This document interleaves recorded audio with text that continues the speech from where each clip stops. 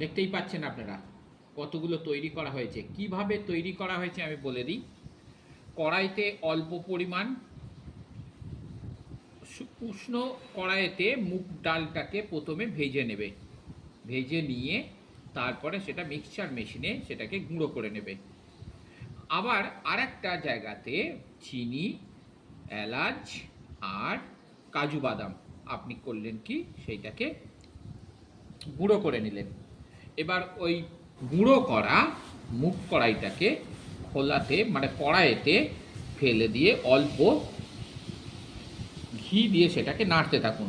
নাড়া একটু লাল লাল হয়ে আসলে তারপরে ওই যে চিনি আর কাজু বাদাম আর হচ্ছে এলাচ গুঁড়োগুলোকে মিশিয়ে দিন, মিশিয়ে নাড়তে থাকুন।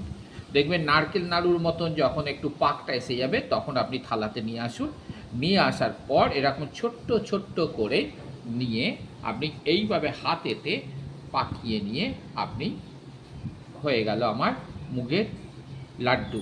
কত সুন্দর তৈরি হয়েছে বলুন, কেমন হয়েছে আপনারা অবশ্যই কমেন্ট করে আমাকে জানাবেন।